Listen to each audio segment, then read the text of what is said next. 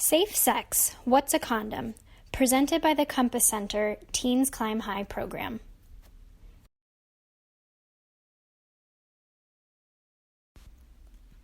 It can be hard to think about our kids having sex, just like when we were kids imagining our parents having sex. But if and when young people do have sex, it's important that they know how to do it safely. In this video, we'll focus on just a few of the topics surrounding safe sex, including consent, pregnancy and STI risk, and condom use. First, let's review consent. For any sexual behavior to feel safe, it must start with consent. This means that all parties must agree on the behaviors they want to engage in. This consent must be freely given, which means not forced, coerced, or pressured. It must be reversible, which means it's okay to give consent for something and then to revoke that consent later. It must be informed, which means it cannot be given under the influence of drugs or alcohol, and all parties must understand exactly what they're agreeing upon. It must be enthusiastic. If it's not an absolute yes, then it's a no.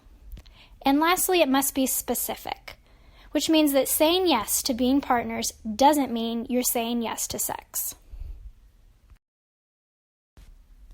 For sex to feel safe, it also must involve healthy communication. Having a conversation beforehand to discuss limits, boundaries, likes and dislikes, triggers, and safety is super important, as well as checking in afterwards to see how everyone is feeling. Safe sex can't happen without both consent and open communication. So be sure your young person is familiar with these concepts. There are also associated health risks with having sex, namely unintended pregnancy and sexually transmitted infections, or STIs. Let's explore these a little more. When a person with a penis ejaculates sperm into someone else's vagina, the person with a vagina could get pregnant. This is called vaginal sex. Vaginal sex can cause pregnancy. Pregnancy can be prevented by practicing safe sex, using condoms and/or using contraceptive methods. Medical providers can provide a list of contraceptive options available to explore, and you can also check out some of these resources to learn more. There are also sexual activities that can spread sexually transmitted infections, or STIs. These are also called sexually transmitted diseases, or STDs. STIs and STDs are the same thing. STIs are spread through blood, semen, vaginal fluids, rectal fluids, breast milk, and skin-to-skin genital contact. Therefore, vaginal sex can transmit STIs. So can oral sex, when the mouth is in contact with the genitals, and anal sex, when a penis is inserted into an anus. Kissing and skin-to-skin genital contact can also transmit some STIs. Common sexually transmitted infections include chlamydia, gonorrhea, herpes, HIV, HPV, syphilis, hepatitis B, and pubic lice. Some STIs have symptoms like itchy or red sores, or bumps, painful urination, or unusual discharge. But many STIs don't have any symptoms at all. This makes prevention and testing vitally important. It's recommended to get tested for STIs before and after each new partner and every 6 months if you're having oral, anal, or vaginal sex. Besides abstinence or not engaging in risky sexual behaviors, condoms and dental dams are the only methods for preventing STIs. HIV is also passed through blood, so not sharing needles for tattooing, piercing, and drug use is crucial for preventing the spread of HIV. External condoms are a thin sheath typically made of latex, although latex-free options are available. that fit over an erect or hard penis. Condoms, when used correctly, prevent both pregnancy and STIs. Internal condoms are thin pouches with an inner ring that go inside either a vagina before having vaginal sex or inside an anus before having anal sex. They protect against STIs, and in the case of vaginal sex, they also protect against unintended pregnancy. Dental dams are another form of protection for STIs. A dental dam is a rectangular sheet of latex, non-latex options are available also, that is held in place over the vulva or anus during oral sex to prevent STI transmission. To help understand which behaviors are more likely to cause pregnancy or STIs, we like to think of sexual behaviors being on a risk continuum. The activities on the left are no or low risk for pregnancy and or STIs, and the activities on the right are high risk for pregnancy or STIs. The high-risk behaviors don't need to be off limits, but do require more reflection on the associated risks. So how do we talk about all of this with our kids? Let's say your 11-year-old approached you after school one day and said, "Dad, some of the kids at school were talking about condoms. What's a condom?" You could say, "I'm glad you asked, kiddo. A condom is a tool to have safe sex. When folks engage in certain sexual behaviors, they could get pregnant. Do you remember when we talked about sex and how to make babies?" You could pause here and see what they remember. You could also check out our previous video on pregnancy and sex for tips on how to have this conversation. You could continue by saying, "They could also get infections from having sex.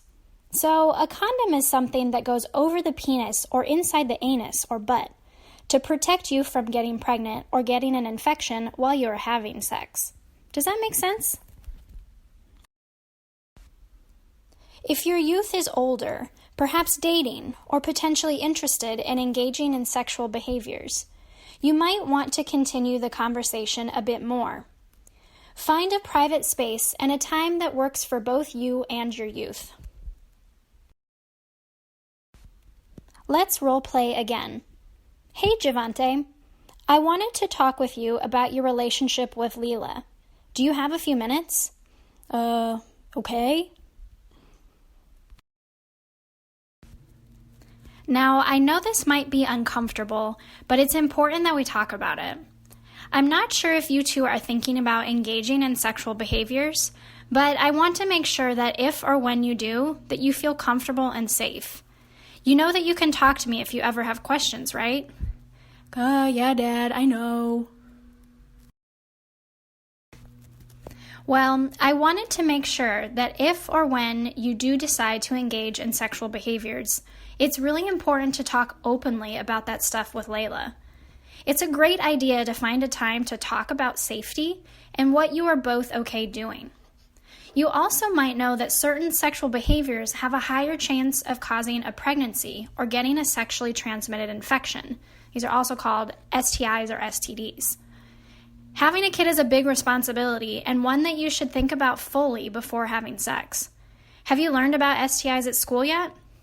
Yeah, we learned about them in health class. Great, so you already know the basics. Getting an STI isn't the worst thing in the world. There are effective treatments for many of them if you get tested right away and talk with a medical provider. But some STIs don't have a cure at all. You'll have them for the rest of your life. So it's best to know how to prevent them in the first place. Yeah, I know. We talked about condoms in health class too. I'm glad to hear it. Not everyone gets that information at school. I wanted to make sure you know how to use it correctly in case you ever need to. I know you probably don't want to do this with your dad, but I'd like for us to watch this video about how to do it correctly. So now that you've seen the video, do you have any questions? Nah, Dad, come on. Okay, last thing. There are lots of ways to show that you care about someone sexually and romantically. Some put you at a higher risk for pregnancy and STIs than others. Here's a chart that shows some of the options for low, medium, and high-risk activities. I'd like you to ask me if you have any questions. You can make the choice for what risks you want to take, but I ask that you keep yourself safe and refrain from having a child until you're finished with high school. Yeah, I got it, Dad. This is just a sample conversation. Feel free to insert your own family's values into this conversation as you see fit. What are your expectations surrounding dating and sex? What are your youth's? It's important that our young people have the information they need to make informed decisions about their health and their sexual behaviors. Having the safe sex talk, or having multiple, with your youth is a great way to ensure that they receive accurate information and that they consider your family's values when making their decisions. Good luck, and thanks for watching. For more information about the Compass Center and sexual and reproductive health, follow us on social media at Compass Center NC and check out our youth empowerment blog at www.compasscenter.org/youth empowerment blog.